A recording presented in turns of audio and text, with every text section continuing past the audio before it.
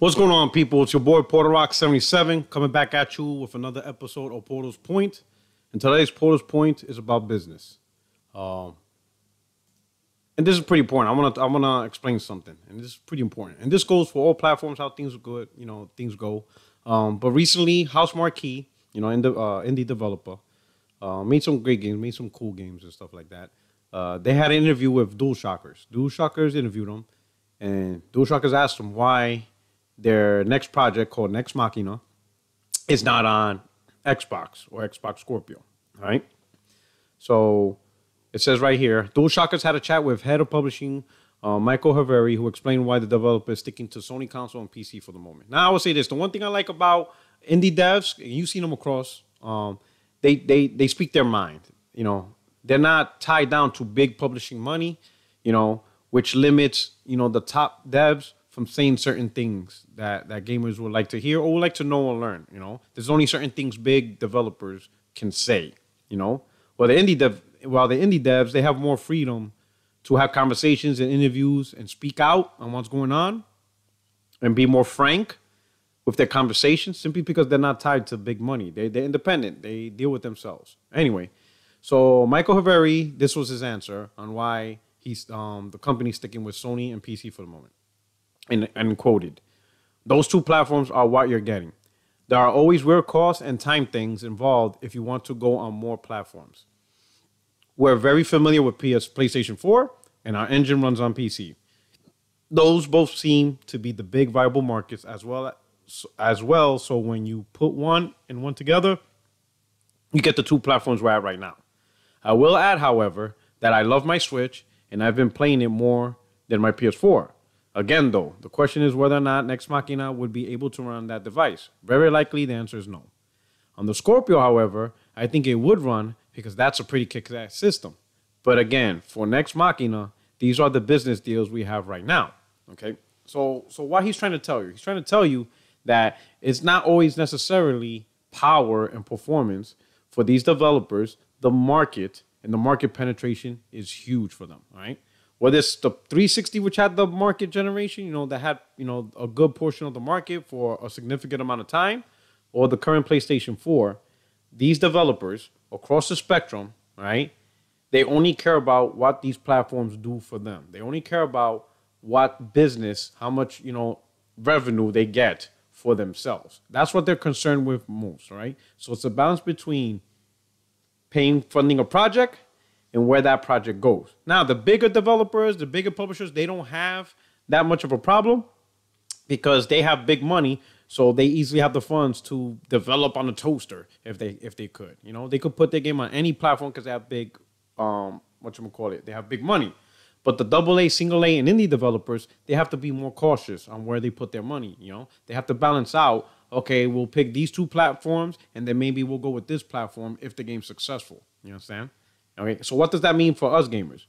For us gamers, the games we play and the content that we get on the preferred platform is all depending on the success of the platform itself, how much market penetration this platform gets. All right, some great games is not always going to come from big AAA development.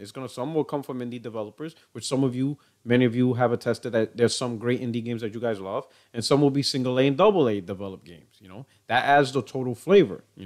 So when people say, hey, what's the whole point of console sales? We gamers shouldn't worry about that. Well, I wouldn't say you have to worry about that, but you should have an idea of what's going to come on your platform if your platform doesn't sell too well, or what's not going to come to your platform. Because at the end of the day, these developers, what they get out of these consoles is the sale of their games.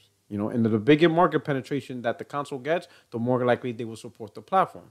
In this case, you saw House Marquee. The game is not on Xbox, not because of power, because they even admit the Scorpio is a pretty kick-ass system, and I'm sure the game will run on Xbox One and Xbox One S. But their concern is the viability of the game selling. Now, I don't know exactly what they're trying to offer or what the game is. It may not be multiplayer focused. Maybe it's a single player game, which is why it's probably just on PC and PS4 at the moment, and why they also consider Nintendo, because those platforms tends to do a little bit better when it comes to supporting single player games. Maybe it's not a multiplayer service-based games, which is a huge trend on game platforms across the board, but especially something Phil Spencer is very looking at. as a business model. But again, for whatever reason, it comes down to what do the developers and publishers get out of the console, right? And that's an important thing to understand. It's not going to be, oh, developers want their games to look the best, so they're going to support this platform. No, developers want their games to sell because developers get paid.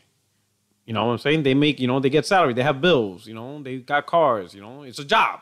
Being a developer is a job, And when your job is to make games, that game has to sell. That product has to sell, and these companies has to make these decisions. And I think something like the position Xbox is in now, it's gonna, sure, there's a nice huge library of content. Xbox has games and it has content, but there's also the side of there's gonna be games that you won't get, not because of the performance of the console or not being able to make the game on a console, but simply because some developers may not see it as a viable market to make the game on the platform. And in the end, certain games won't come to the platform, and there's going to be users who are going to be like, damn, we're missing out on this game, So again, when you hear about console sales or console penetration, stuff like that, that's how that topic impacts the type of games you get to play, You really don't have much to worry about in terms of the big publishers, the Activisions, the Ubisofts, Capcom, Bethesda, because they have the money to put their games on any platform and not worry so much on the viability of the platform.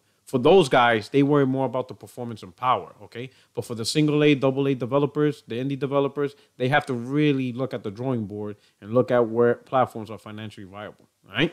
So that's it. I'm going to put the link in the description to the article so you guys could check it out. But that's just another Porter's point, that there is a business strategy to this side.